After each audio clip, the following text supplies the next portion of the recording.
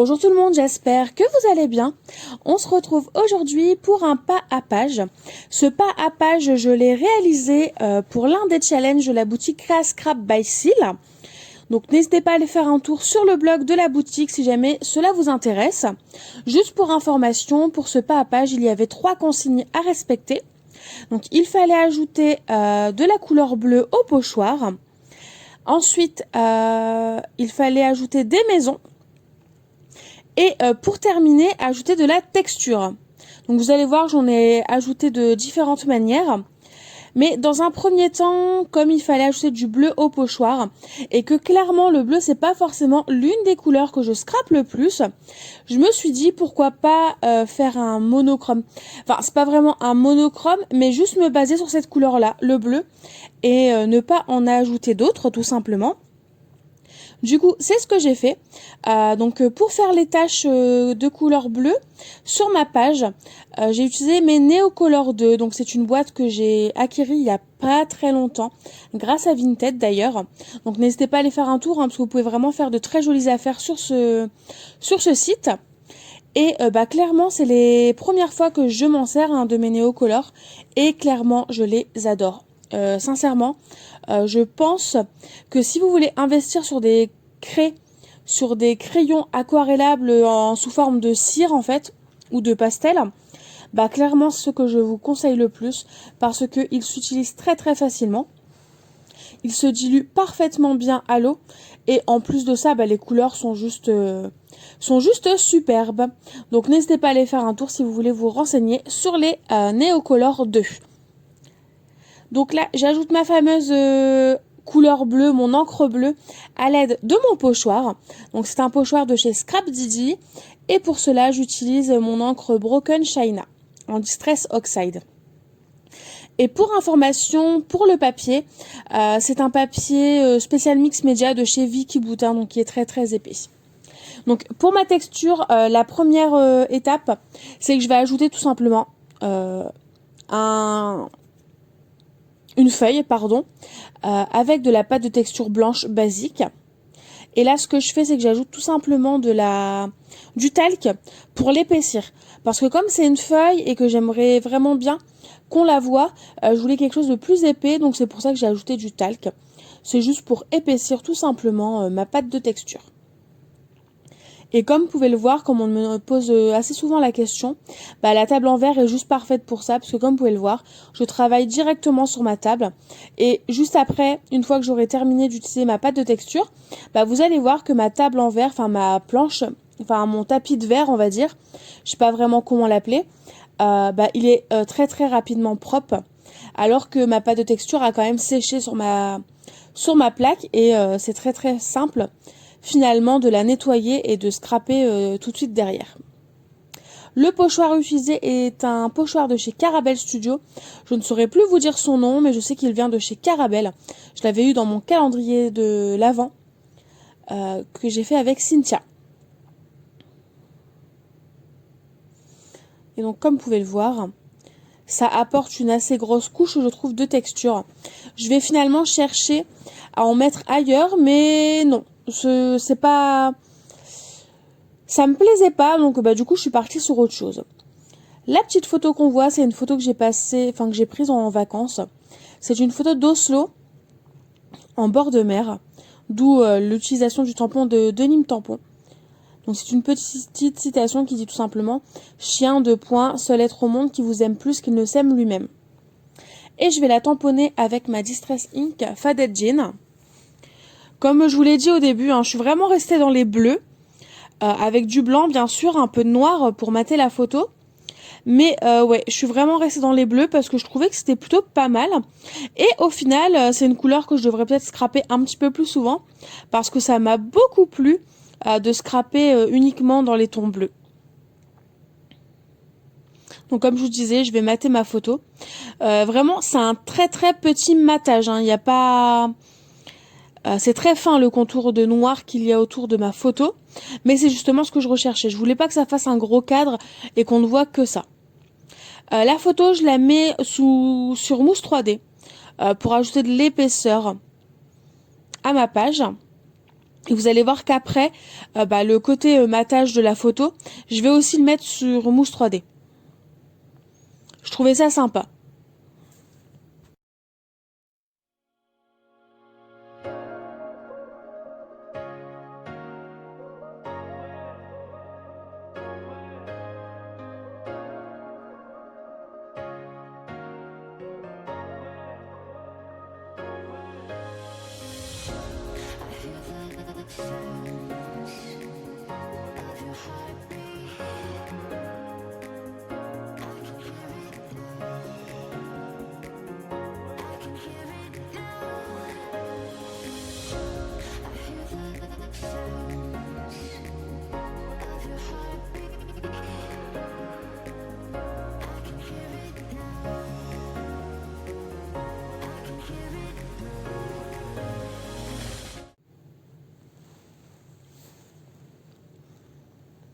Ensuite, je prends la planche de clear que j'ai achetée dernièrement sur la boutique Crass Scrap by Seal.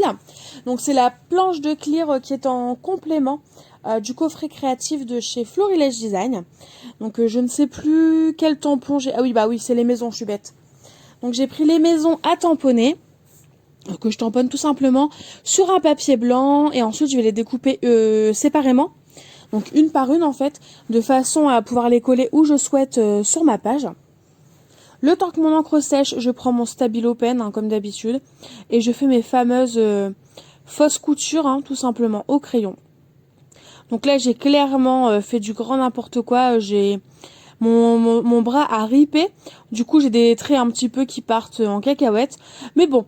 Au final, c'est pas grave, ça apporte de la texture à la page. Ça apporte un petit effet qui est plutôt sympa, je trouve. Et puis, des fois, ça peut arriver aussi qu'en couture, on dérape. Donc, c'est pas plus mal que ça arrive aussi avec mon stylo. Comme vous pouvez le voir, j'ai préparé une petite étiquette sur la photo.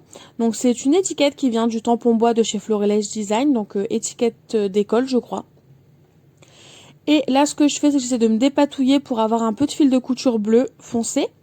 Parce que voilà, je vous ai dit que je voulais apporter de la texture, mais de différentes manières. Donc c'est pour ça que j'apporte voilà ce petit fil de couture. Et je vais juste tout simplement venir le fixer et le coller sous l'étiquette. Et pour l'étiquette, j'utilise tout simplement du double face basique. Je trouve qu'il n'y a pas forcément besoin d'autre chose. Puis souvent, comme mes pages sont soit rangées, dans un classeur A4, soit mis sous cadre, il y a très peu de chances que ça se décolle et au pire, si ça se décolle, je le recolle. Donc c'est pour ça que j'utilise pas forcément non plus énormément de colle ou de double face. Je vais juste ajouter un petit bout de mousse 3D sous l'étiquette pour pallier la différence de niveau qu'il y a avec la photo.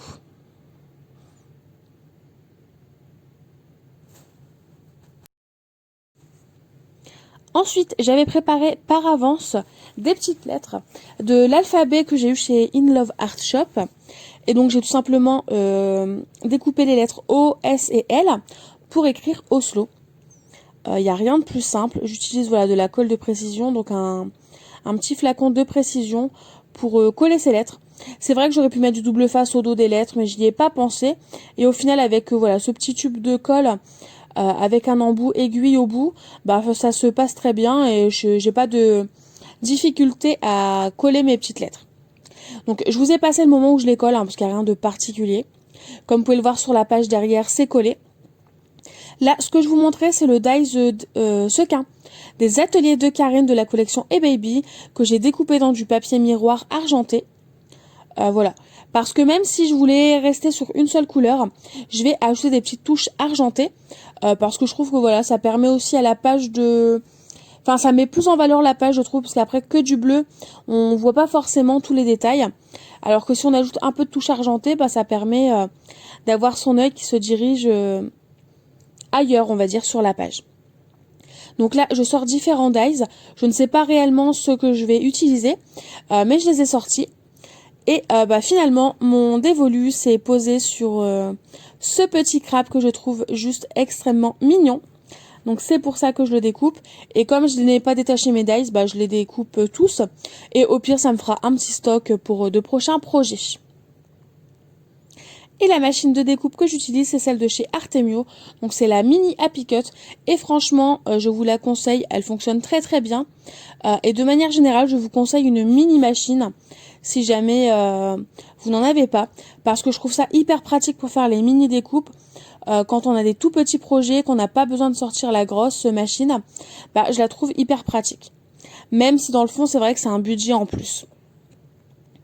Donc là, ce que j'ai fait, c'est que j'ai découpé deux petites bandes en fait de papier miroir que je vais coller en quinconce, de façon à ajouter une touche d'argenté aussi sur le bas de ma page pour pas que l'argenté ne se situe qu'au niveau de la photo. Et je colle ça tout simplement avec ma colle. Donc pour information, la colle que j'ai mis dans mon petit flacon de précision, c'est la colle gel, vous savez, qui va pour tout de chez Action.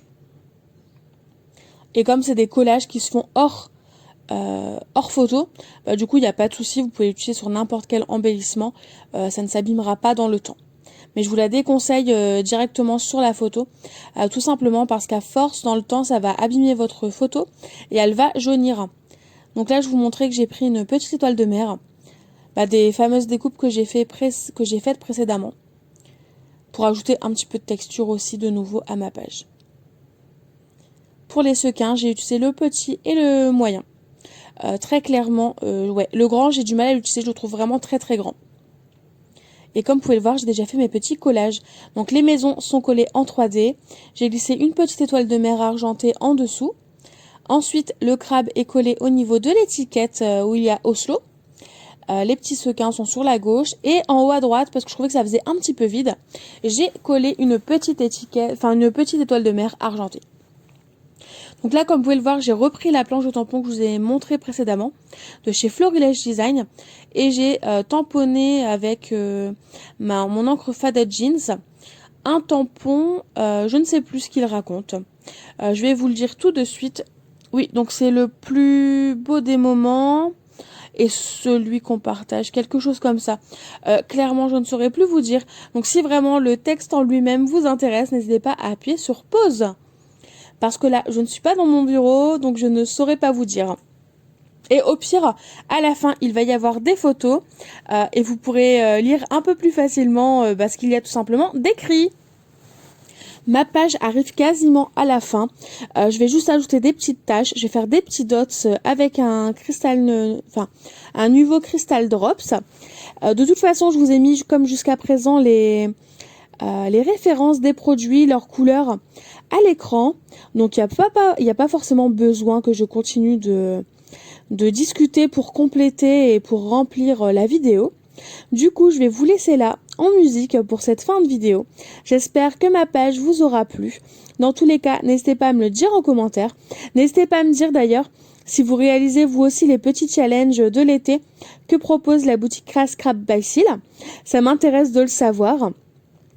Et sinon, en attendant, je vous fais de gros bisous et je vous dis à très vite pour une nouvelle vidéo. Bye bye!